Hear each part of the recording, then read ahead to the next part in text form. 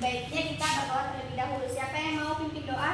Anggi, silakan Anggi pimpin doanya. Baik teman-teman, sebelum kita memulai pembelajaran kita pada hari ini, mari kita berdoa menurut agama dan kepercayaannya masing-masing. Berdoa dimulai. Berdoa selesai. Baik, terima kasih Anggi sudah pimpin doanya. Baik, di sini siapa yang nggak hadir hari ini? Banyak Bu, Banyak yang hadir. Desi, Dolly, Terus Mansur, kenapa nggak hadir? ada urusan Urusan. Baik, sini siapa ketua kelasnya? Ale. Ale nanti catat ya teman-temannya yang nggak hadir baru kasih ke ibu setelah pembelajaran. Baik ibu. Baik.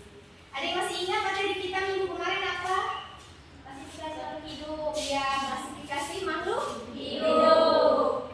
Apa aja kemarin ciri-ciri makhluk hidup? Bernapas, Terus? bergerak, membutuhkan makanan, Terus apa lagi? Berlihat, tumbuh dan berkembang. Terus ada lagi? Bereproduksi. Ya, itu adalah ciri-ciri dari makhluk hidup. Sekarang kita akan mempelajari tentang keanekaragaman hayati. Sebelum kita mempelajari keanekaragaman hayati, kita harus mengetahui dulu tujuan pembelajaran kita apa. Nah, di sini peserta didik mampu menjelaskan pengertian keanekaragaman tingkat gen dan serta sebutkan contohnya. Kemudian peserta didik mampu menjelaskan pengertian keanekaragaman tingkat jenis dan juga contohnya. Dan yang ketiga adalah peserta didik mampu menjelaskan pengertian keanekaragaman tingkat ekosistem dan juga sebutkan contohnya. Sebelum kita memasuki materi, di sini Ibu ada video studi kasus. Nanti tolong diperhatikan, nanti setelah Ibu tayangkan, nanti Ibu akan bertanya apa saja permasalahan yang ada di dalam video ini. Tolong disimak ya sampai habis. Parah di Kalimantan, tapi bukan satu-satunya. Layaknya Jakarta, ingat banjir besar di Kalimantan Selatan pada 2021 silam. Percaya nggak kalau peristiwa itu memang salah satu banjir terparah di Kalimantan, tapi bukan satu-satunya. Layaknya Jakarta, Kalimantan juga punya banjir tahunan yang sedikit banyak akibat dari deforestasi.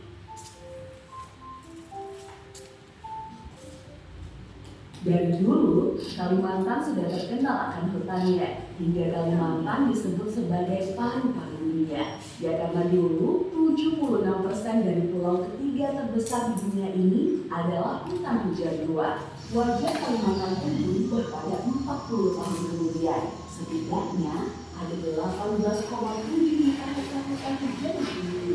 Digambarkan, luas lahan yang beralih fungsi setidaknya 1,5 luas Pulau Jawa. Hal ini karena deforestasi, kebakaran hutan serta lahan yang berulang di Kalimantan menjadi hal yang tidak bisa dipisahkan.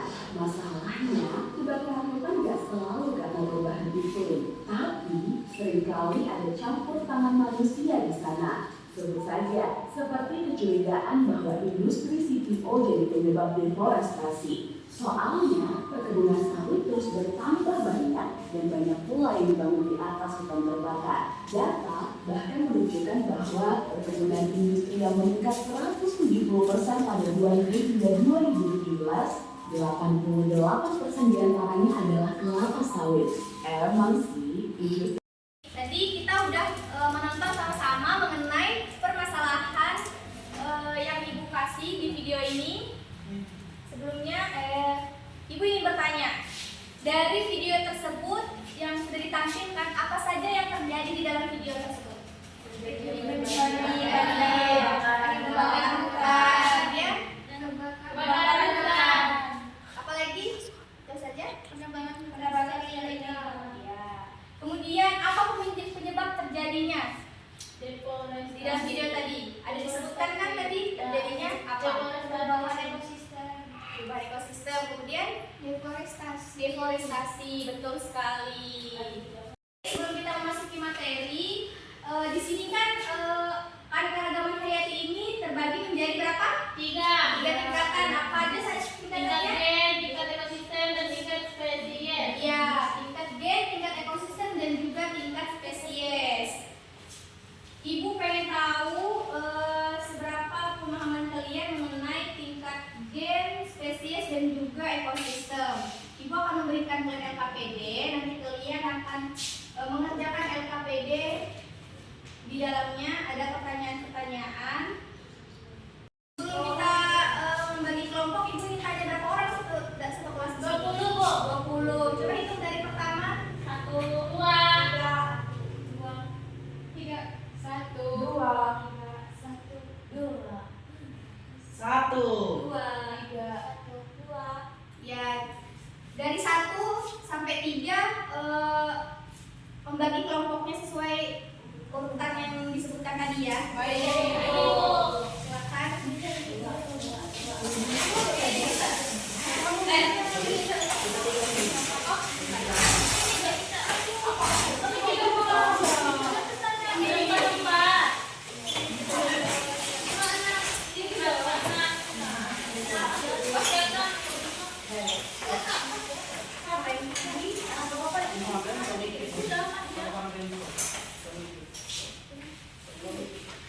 Ini buat kelompok 1.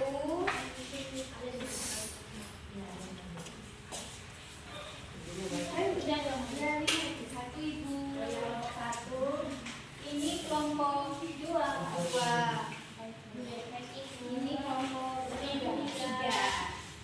Sebelum kalian mengerjakan, kalau perhatikan ke depan dulu, ibu akan memberikan petunjuk untuk mengerjakan LKPD-nya. Di situ kan ada tertera petunjuk menggunakan LKPD-nya, yaitu perhatikan gambar yang ada di LKPD. Kemudian mengerjakan LKPD secara berkelompok. Kemudian menggunakan sumber belajar yang bervariasi. Terserah kalian, kalau ada HP, kalian mau lihat informasi atau artikel, jurnal, bisa digunakan di HP. Kemudian nanti setelah itu dipresentasikan ke depan masing-masing kelompok. Paham? Paham. Ibu berikan waktu 5 menit dikerjakan mulai sekarang, tidak boleh ribut. Baik, Bu.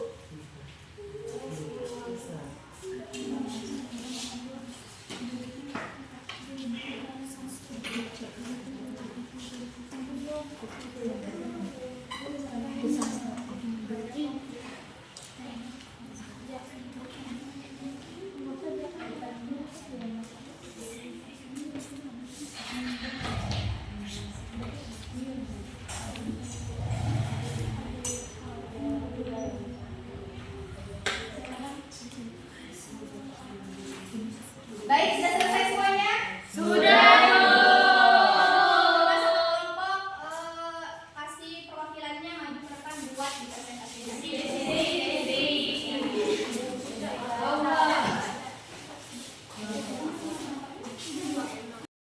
Baik, kelompok 1 silakan jawab hasil diskusinya. Nomor 1. Baik dulu. Pertanyaannya, apa yang dimaksud keanekaragaman tingkat gen dan berikan contohnya? Jawabannya, keanekaragaman tingkat gen adalah keanekaragaman individu dalam satu jenis makhluk hidup.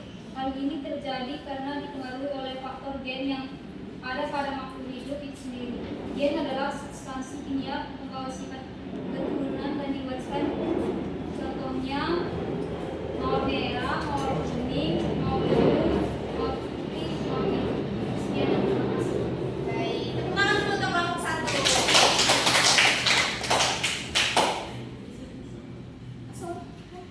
Tadi hasil presentasi dari kelompok 1, kelompok 2, dan kelompok 3. Tepuk tangan dulu untuk kelompok 1.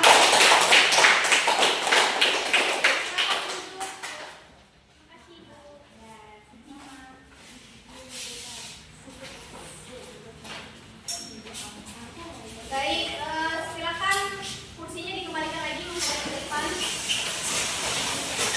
Tadinya kita baik, tolong perhatikan ke depan. Tadi kita sudah teman-temannya sudah menjelaskan tentang keanekaragaman hayati, tingkat gen, tingkat ekosistem, dan juga tingkat spesies. Ibu ingin mengulang kembali yang sudah dijelaskan oleh teman-teman kalian. Nah, ini adalah keanekaragaman tingkat genetik. Keanekaragaman tingkat genetik ini adalah gen yang berbeda-beda yang terkandung dalam semua spesies hidup, termasuk di setiap individu tanaman, hewan, jamur, dan juga mikroorganisme. Antara individu dalam satu spesies bisa memiliki susunan gen yang bervariasi seperti warna, bentuk, dan juga rasa. Selanjutnya ada tingkat genetik. Ada yang pernah makan buah pisang yang warna merah? Buah pisang warna kuning? Baik, ini adalah contoh dari keanekaragaman tingkat genetik. Kemudian kita masuk ke tingkat spesies. Coba kalian bacakan apa itu keanekaragaman tingkat spesies. Baik Bu, keanekaragaman spesies adalah variasi dari jumlah jenis makhluk hidup pada suatu tempat tertentu. Jenis atau spesies diartikan sebagai individu yang mempunyai persamaan morfologis, anatomis, dan fisiologis. Keanekaragaman jenis ini dapat ditemukan pada komunitas atau kelompok berbagai spesies makhluk hidup dalam genus atau famili yang sama di suatu tempat. Ya, itu adalah pengertian dari keanekaragaman tingkat spesies. Kemudian contohnya ada apa aja bisa dilihat? Kacang. Kacang. Ini kacang apa?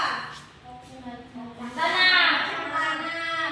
Ini Buncit. buncis. Kalian suka makan buncis? Saya. Kalau di sini, ini contohnya spesies apa? Kucing. Kucing. Harimau. Cina. Sekali ya. Baik. Selanjutnya ada keanekaragaman tingkat ekosistem. Siapa yang mau bantu ibu untuk membacakan? Saya, Bu. Silakan Anggi.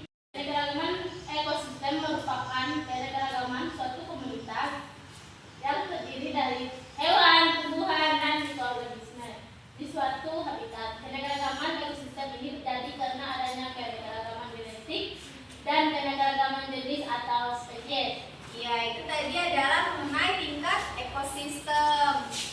Kemudian masuk ke contohnya. Ada yang pernah lihat padang rumput?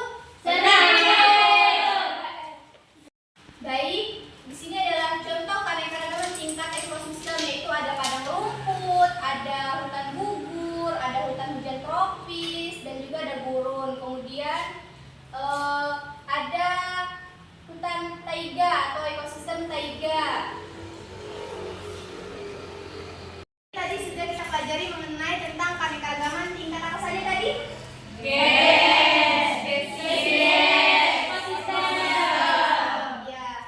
sebelum kita mengakhiri pembelajaran kita hari ini, siapa yang bisa menyimpulkan materi kita pada hari ini? Desi bisa? Bisa Ibu. Ya, silakan Desi, coba simpulkan materi kita hari ini. Baik, kesimpulan materi kita pada hari ini yaitu keanekaragaman hayati adalah keragaman kehidupan di bumi yang meliputi bakteri, jamur, tumbuhan, dan hewan. Kemudian keanekaragaman hayati dibagi beberapa tingkatan, yaitu tingkat genetik, tingkat ekosistem, dan tingkat jenis. Baik, itu tadi adalah kesimpulan dari semua materi yang sudah kita pelajari. Tadi kan kita udah berdiskusi mengerjakan KKPD. Untuk kelompok yang dapat nilai tertinggi nanti dapat hadiah dari Ibu, tapi minggu depan karena Ibu harus menilai dulu siapa yang paling tinggi nilainya ya. Baik, Bu. Minggu depan Ibu kasih hadiahnya. Baik, Bu. Gimana pembelajaran kita hari ini? Sulit tidak? Baik, kalau gitu sebelum kita mengakhiri pembelajaran kita hari ini, siapa yang mau bantu Ibu pimpin doa? Sanepra, Bu. Sanepra, silakan Sanepra. Mari kita bersatu di dalam doa untuk agama dan kepercayaan masing-masing. Doa dimulai. Baik, terima kasih saya yang sudah membantu kita memimpin doa hari ini. Baik, karena materi kita sudah selesai hari ini, minggu depan kita masuk ke materi ekosistem. Jangan lupa belajar di rumah.